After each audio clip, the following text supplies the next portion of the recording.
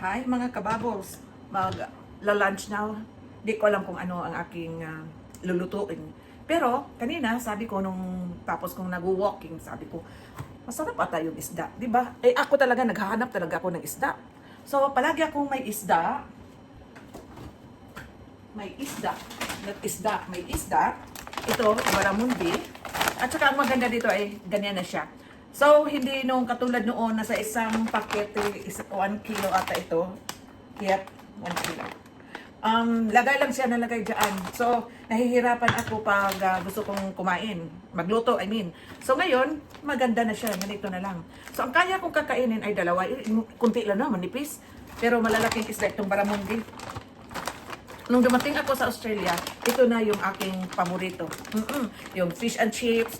Palagi kong tinatanong kung ano ba yun, baramundi. Pero meron pang isa na isda na masarap din. Pero hindi ko na maalala. Parang sniper ata yun. Hindi ko na maalala. Oh, ito.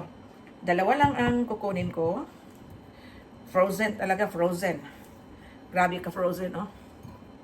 Eh, lagyan ko siya ng, syempre, asin bago ko prituhin.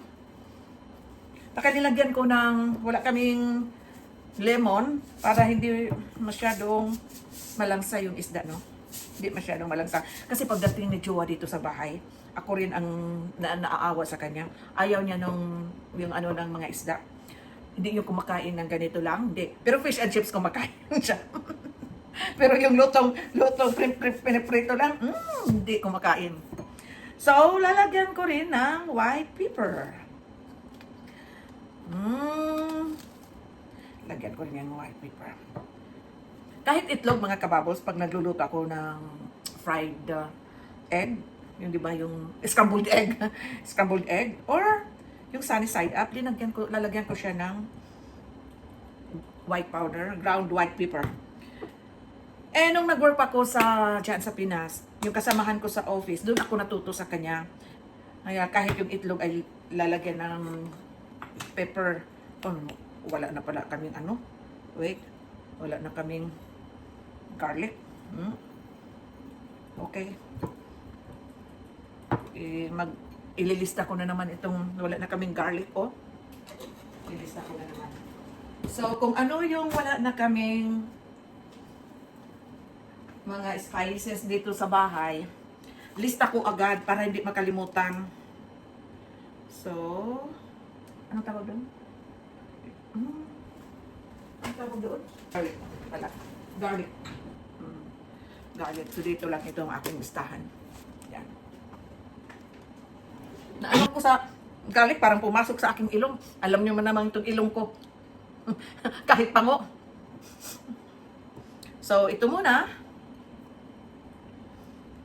Ano pa? Ground frozen pa talaga siya. Okay, tapos na ito. Balik dito. Balik. At saka, meron din akong nabili doon sa Asian store na, tawag nito nakalimutan. Shanghai. Lumpia Shanghai. 3 lang. Kasi hindi ko naman mauubos. At saka kanin. Yung kanin namin kapag hindi nauubos, ay linalagay ko sa ganito. Ilagay ko lang sa freeze. And then, pag gusto ko nang kumain ng rice, ay ima-microwave ko lang. Pero, hindi ako dito nagma-microwave. Linalagay ko siya talaga sa ganito. Ayoko mag-ano ng plastic. Pero pag si Jowa, yung ganito lang lagay agad ako. Ayoko. Kahit ano pa siya sa microwave, ayoko lang. Dito ko ilalagay. Para mamaya ay, ako maraming kanin. Okay lang. Ganito, kanin. Itayot naman talaga. Ako, mahilig talaga ako sa kanin. Gusto ko sanang mag-diet na. Ano muna, last week. Di, try ko na. Ano lang? Apple lang at saka cucumber. Nako. Okay lang ako 2 araw. Kaya pa. Pagka 3rd day, parang hindi na talaga kaya. Hanap na talaga ako ng rice. Kaya yun. I-add dito ko na lang muna ito ilalagay. Yan. Huwag kayong maano, bakit may ano ako dito, ha? Huwag kayong magtataka kung bakit may belt ako nito. Kasi kapag nakatayo ako ay dito ay masakit. Kaya ito ay parang support na rin dito sa akin dito. Pag nakatayo ako palagi.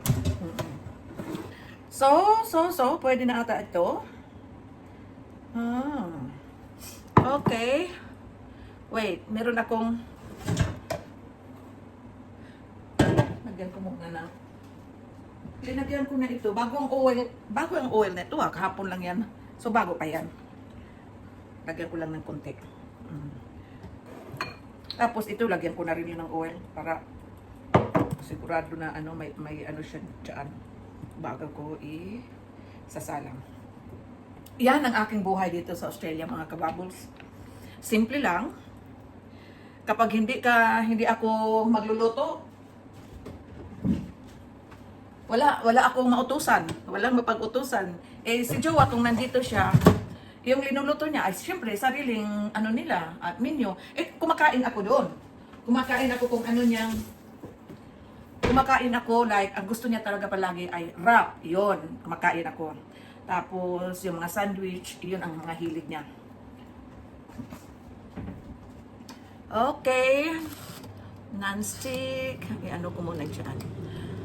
Madali lang ang magluto. Yun lang, hindi na ako hahanap ng gasol, nagaganyanin pa. Ito na yung aking gagamitin sa yan. Yan ang ginagamit. Ay, pero nakakaumay din mga kabubbles kapag palagi na lang pagkain dito. Hinahanap ko talaga yung pagkain ng Pinoy. Yun ang pinaka inaasam-asam ko na one day pag umuwi ako sa Pinas. Pag galing airport, punta talaga kami doon sa restaurant dyan sa Manila ba yun? Quezon City. Na pipili ka lang ng ilang kilo yung mga, parang pumunta kami sa isang merkado at saka pinapaluto doon sa isang restaurant. Ang sarap.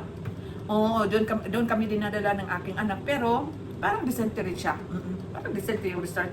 Hindi ka pagkain dahil malinis. Oo, malinis talaga. Yun lang naman ang importante. So, ngayon, naantay ko pa yan. Bago ko ito ipasok dyan sa, ano bang tawag niya? Alam niyo ba mga kabubbles, nung bago ito binili ni Jowa, di ko talaga alam kung paano. Pero, natutunan ko rin. Kasi sabi ko, kapag wala si Jowa, gusto kong kumain ng lumpia Shanghai.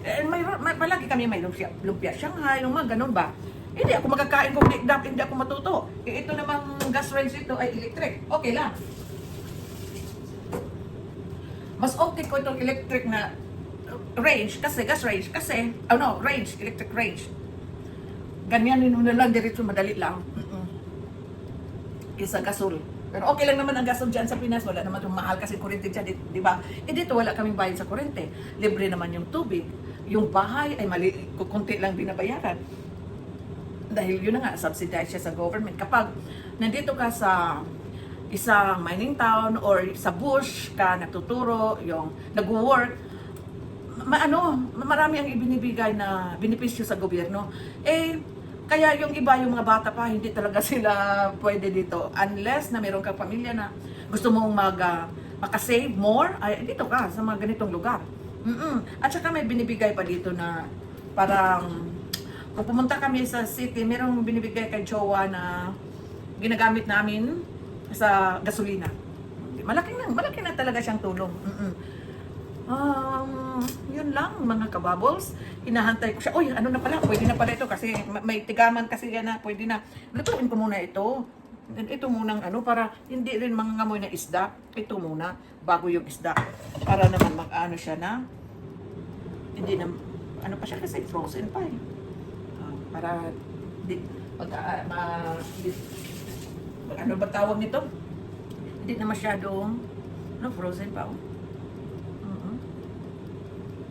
Hindi na masyadong. Pero masarap talaga yung lemon na pinipiga mo. Mawawala talaga yung baho, diba? Pero pag magluto na ako, may ganito naman. Tapos, aside dito, lahat ng bintana at saka yung front door, yung screen door lang ang para yung amoy sa isda ay lalabas. Bahala na yung aking kapitbahay kung naaamoy niya yung isda. Pero talaga, yung dried fish, hindi talaga ako nagluluto dito ng dried fish. Dahil minsan, may nakilala ako dito, nagreklamo siya, yung amoy na nga ng dried fish. Kasi noon, meron siyang kapitbahay na kagaya ko. Tayo naman Pinay talaga, Pinoy, ewan ko ba bakit hinahanap natin yung dried fish. Marami kasi, masasarap talaga yung, lalo na yung maliliit na dried fish. Na, tapos yung walang buto, walang bones, yung mga dried fish na yung maliliit lang, yung dilis, tapos tinanggal na yung bone. Ay, sarap. Ay, nako mga kabubbles. Ang buhay naman dito sa Australia or kahit saan kapag malayo ka sa pamilya, kailangan mo rin meron ka mapaglibangan. Ako ito na, linilibang ko na lang yung aking sarili at saka nakikita ko yung aking sarili kung ano yung pinagagawa ko dito while nandito kami sa Glendon. Yun, may meron akong babalikan. Di ba? So, yun lang, inaantay ko. Yun lang muna mga kabubbles. Thanks for watching!